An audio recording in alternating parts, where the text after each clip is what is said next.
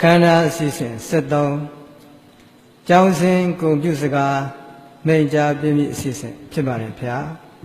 Topibaye, Jinyu Yudiabado, Oxford Sharo, Doctor Shin Damada Mipia. Johnson computer major Birongayan. Chido Ukai Shauta Abati Pia. With my deep respect, may I respectfully request the most venerable Professor Dr. Damasami of Oxford University, our distinguished guest, to give the commencement speech.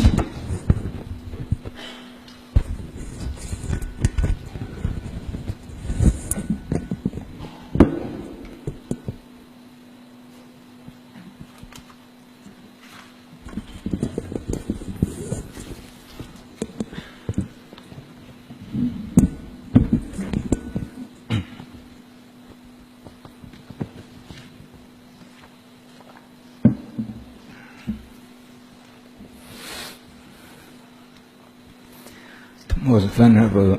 Chancellor Sayadaw, Pilisa Maharatha Guru Sayadaw,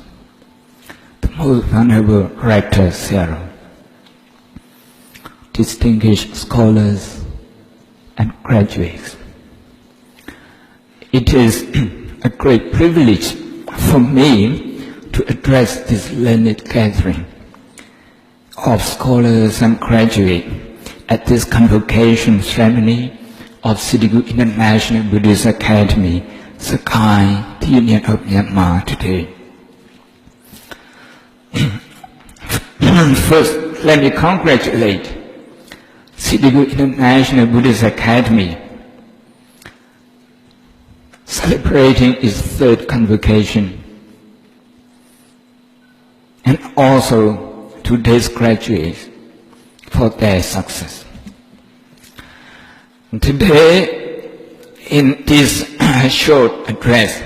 I wish to draw your attention to the importance of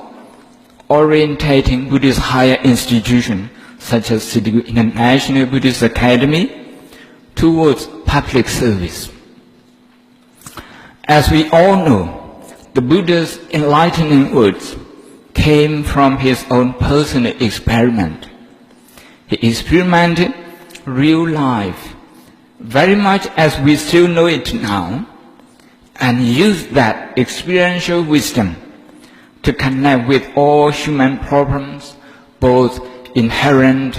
and voluntary. It was this extraordinary understanding of all human beings, of all social status, nationalities, and genders,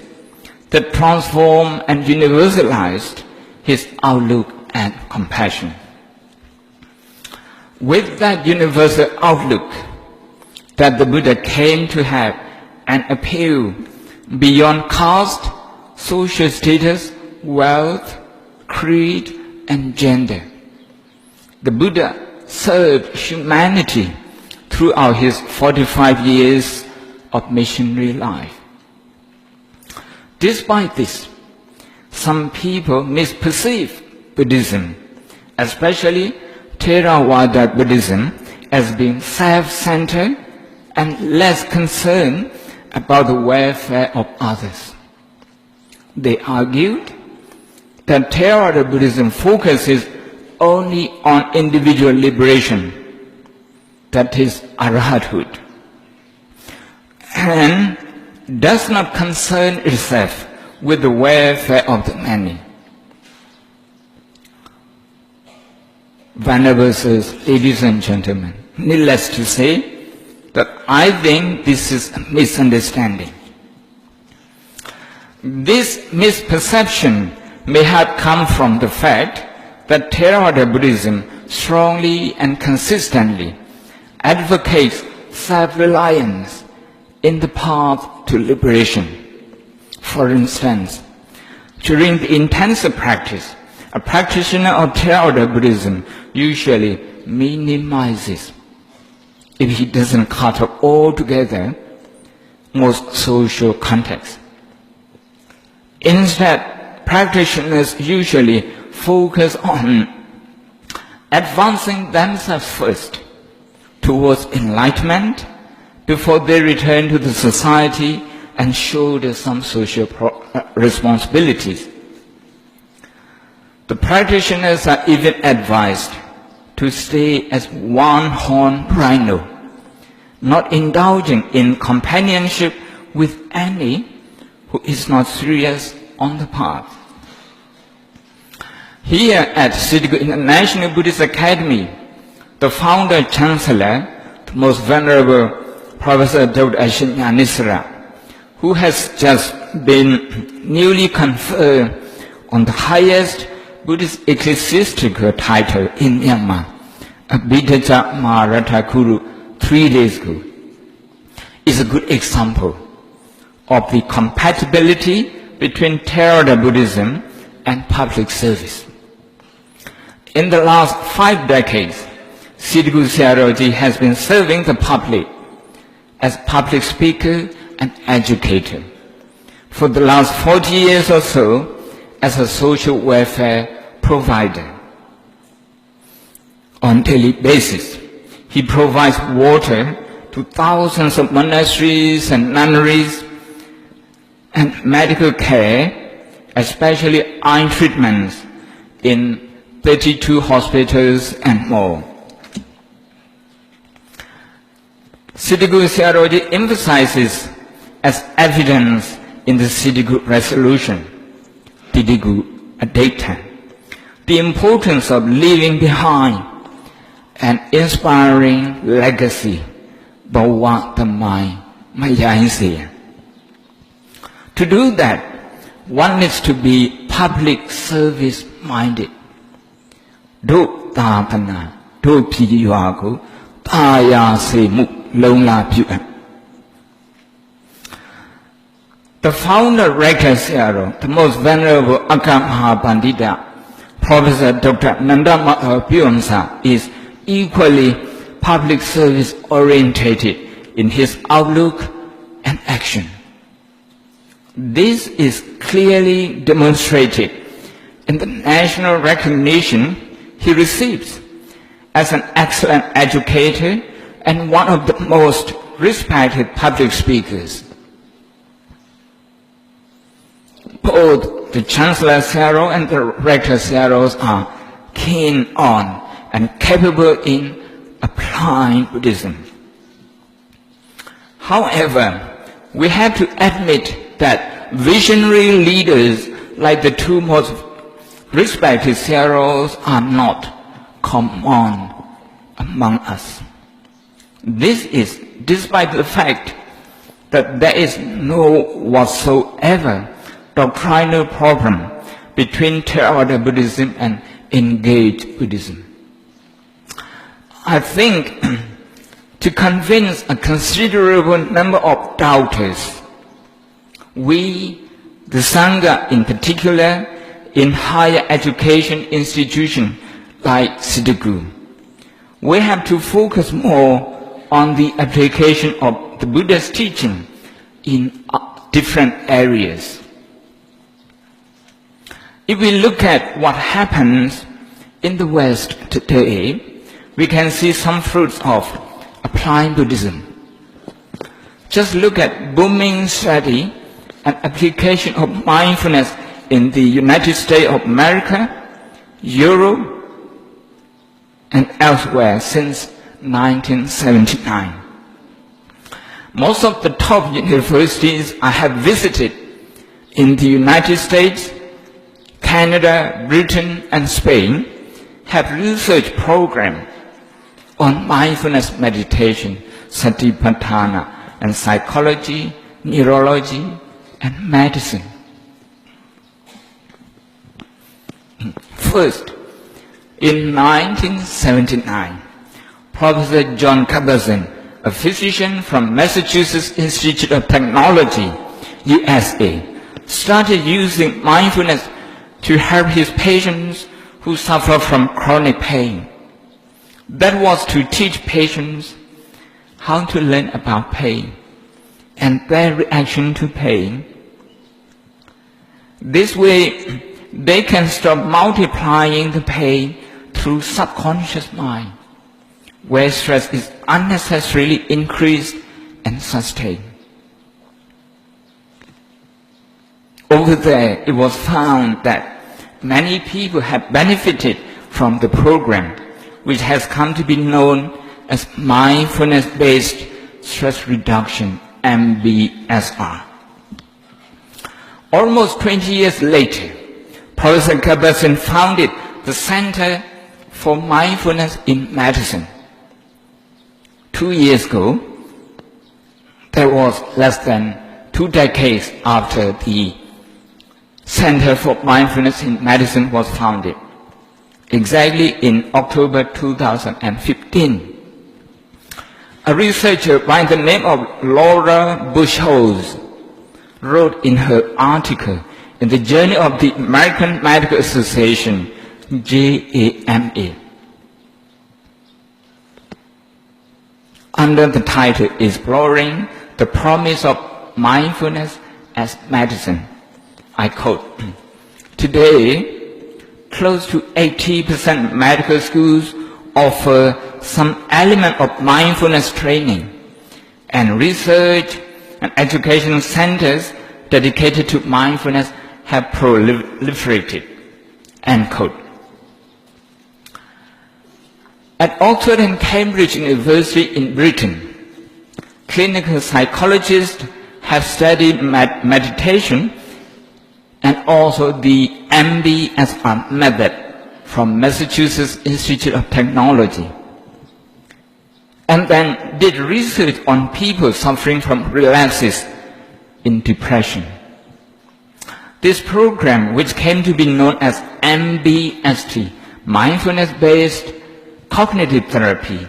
has a center at Oxford University. I have the privilege of being one of its first founding trustees. The founder, Professor Mark Williams, said to me that the Bible on meditation is the book that we all know, the heart of Buddhist meditation. The author of this famous book, the late German scholar, monk, and meditation teacher, Jnana Punika Thera, studied the Satipatthana meditation under the late Mahasi Sayadaw, and recounted his meditation experiences in a way that Westerners would understand. Here we can see how meditation centers can be at the very heart of engaged Buddhism. Today, Buddhist meditation and scientific research programs have gone a lot further to include the study of emotion and praying. One of such undertakings has resulted in overturning the earlier scientific belief, especially in biology, that says the brain, once damaged, could not be cured. As all medics know, scientists such as Broca, Wernicke, and Korsakoff were some of the earliest to have studied brain injury. But today, with the latest technologies using fMRI, EEG, and the like, on the one hand, and on the other, employing mindfulness-based many Buddhist meditation techniques, it is now believed that many brain injuries can be cured. It is found that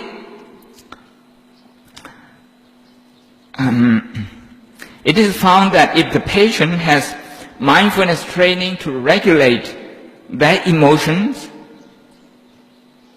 then their brain cells that are not damaged can rewire themselves with other healthy neurons. And then together, they heal the brain itself. There is a book for non-specialists like us on the subject written by Dr. Norman Dodge from Columbia University. The title of the book is The Brain that heals itself. This new discovery has come to be known as neuroplasticity theory. This discovery has attracted many people to meditation practice. Today, many multinational corporates such as Google, Dell, Microsoft, Apple provide a meditation room in their workplaces. In 2015, in the United Kingdom, where I have been living for the last 21 years, the All Parties Parliamentary Committee on Mindfulness in the Westminster Parliament published its report called Mindful Nation UK 2015. This report is available on the internet. The report suggests ways and means to bring mindfulness to schools and government departments across the country. If we can call this development as part of engaged Buddhism, such development is not new to Myanmar. Buddhist teaching has been applied by the monks outside their monasteries here before. For instance, in 1860, the founder of Shwejin Nikaya, Shwejin Siaroji, wrote a letter to King Mindong. Such a letter is called Mettasa, a letter of compassion. With the letter, Shwejin Siaroji appealed to the king not to put up taxes. The king had to put up taxes because Lower Burma fell under the British and Upper Myanmar had to compensate the British according to the term agreed between the two. So Shwejin Siaroji appealed to the king not to put up taxes, but to keep it only at 10% maximum. He quoted from the commentary to the Vinaya Samanta Pasatika, and he put it in Burmese, Se Kain Takainda Kaukhansi. We can read this original letter in the book by the name of Collected Ubade, volume number 1, page 1 to 10. Those is,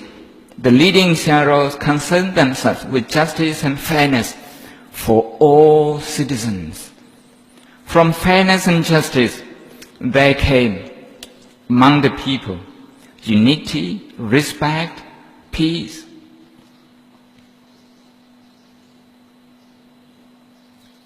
The most venerable Chancellor Siaro, the most venerable Rector Siaro, distinguished scholars, graduates, ladies and gentlemen, with this note,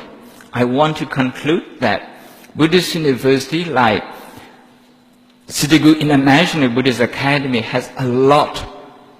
to offer and to serve the public. All it needs is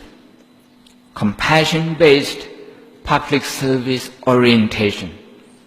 I believe graduates today will embrace problems of the society and the world with public service oriented outlook. Thank you.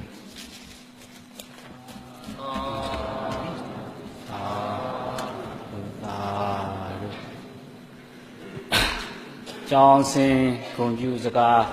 ပြောပါပြီပါတော့ Professor Dr. ဓမ္မတမယာအထူးပင်ကျေးဇူးတင်ရှိပါသည်ရှင်ဗျာအရှင်ဘုရားပြောကြားပေးသွားတဲ့မိန့်ခွန်းဓမ္မအမတန်အရေးကြီးတဲ့အချက်လက်တွေကိုဖျားပြီးတော့မကြခင်ဒီလိုကဝါဗုဒ္ဓတက္ကသိုလ်ကြီးမှကျောင်းဆင်းတော်မူ PhD MA BA ကျောင်းသားများအထူးပင်နှလုံးသွင်းပြီးတော့သာသနာပြုလုပ်ငန်းများကိုဆက်လက်လှုပ်ဆောင်မယ်လို့ဖ ဖျားတပည့်တော်တို့မျှော်လင့်ပါတယ်ရှင်ဗျာရှင်ဗျာထောက်ပြသွားတဲ့နတ်စွာဘုရားဟာ45ဝါကာလပတ်လုံးသူဘာပဲပြောသူကိုယ်ပိုင်တည်ထားတဲ့အတိနဲ့ပဲပြောတယ်ဆိုတဲ့ဟာပြီးရင်လည်းပဲသူ့ရဲ့အတိညာဟာလောကလူသားတို့ရဲ့ပြဿနာနဲ့ဘလို့ရှိတ်ဆက်ပြီးတော့လောကလူသားတွေကိုဘလို့လှုပ်ကြွေးပြုခဲ့တယ်ဆိုတဲ့ဟာကိုထောက်ပြသွားတာကိုလည်းပြောလို့ထူးမှတ်သားရပါတယ်ဗျာအဲ့တော့ယနေ့လက်ရှိမြန်မာနိုင်ငံမှာလည်းပဲတရှိထင်ရှားရှိနေတဲ့ဒီကူဆရာတော်ဘုရားကြီးဖျားပြောတို့ရဲ့ဒီပတိဖြစ်တဲ့ဒီကူဆရာတော်ဘုရားကြီးပါမောက္ခကျိုးဆရာတော်ဘုရားကြီးနှစ်ပါးဟာလည်းပဲအနောက်နိုင်ငံကရှုတော်ပုဂ္ဂိုလ်တွေဗုဒ္ဓဘာသာကိုအထင်မြင်မှားနေတဲ့မိမိအကျိုးကိုသာလုပ်ပြီးတော့တခြားသူတွေရဲ့အကျိုးကိုမလုပ်ဖဲနဲ့မေ့ထားတယ်ဆိုတဲ့ဥစ္စာကိုလည်းပဲမှားတယ်ဆိုတဲ့ဥစ္စာကိုဆရာတော်နှစ်ပါးဆရာတော်ကြီးနှစ်ပါးရဲ့လုံးဆောင်ချက်တွေပြောဆိုချက်တွေကိုကြည့်ပြီးတော့ငင်းပယ်သွားတာဟာလည်းပဲအထူးပင်မှတ်သားရပါတယ်ရှင်ဗျာနောက်တစ်ချက်ကတော့ရှင်ဘုရားပြောဆရာတော်ဘုရားမိန့်ကြားသွားတဲ့ applying Buddhism လို့ခေါ်တဲ့အနောက်နိုင်ငံကဒီဝိပဿနာတရားအားထုတ်တဲ့ခါမှာရလာတဲ့အကျိုးရလဒ်တွေတည်လာတဲ့အသည့်တွေကိုလည်းပဲအကိုးကားတာရကများစွာနဲ့ထောက်ပြသွားတဲ့အတွက်ကြောင့်ဘုရားပြောတို့ applying Buddhism ဆိုတာက social English Buddhism ဆိုတာဘယ်လိုလို့ဆိုတာလည်းပဲဘုရားတော်ပြောလို့သိရပါတယ်ဗျာရှင်ဘုရားနောက်ဆုံးမိန့်ကြားသွားတဲ့ရွှေပထမရှိရှင်ဆရာတော်ဘုရားကြီးကနေပြီးတော့ဒီမင်းတော်မင်းကြီးထံကိုအခွန်ကြီးလျှော့ချဖို့အတွက်မိန့်ကြားသွားတဲ့ဟာလည်းပဲဒါဟာလည်းပဲ Engage Buddhism ဆိုတဲ့ဥစ္စာကိုအထူးမှတ်သားရပါတယ်ရှင်ဗျာအဲ့တော့အရှင်ဘုရားမိန့်ကြားတယ်လို့ဘုရားတပည့်တော်တို့တိရိကူဝါဘရတက္ကသိုလ်မှတိရိကူကျောင်းတော်သူကျောင်းသားများဟာလည်းပဲဝေယပြီးဒီနောက် public service oriented ပြည်သူတွေလှုပ်ကြွေးပြုနိုင်တဲ့ဘွယ်ရအရှင်များအားလုံးဖြစ်ကြမယ်လို့ဘုရားတပည့်တော်တို့ယုံကြည်ပါလိမ့်ဗျာအရှင်ဘုရားရဲ့မိန့်ခွန်းအတွက်ဘုရားတပည့်တော်တို့အထူးပင်ကျေးဇူးတင်ဝမ်းမြောက်ရပါတယ်ရှင်ဗျာ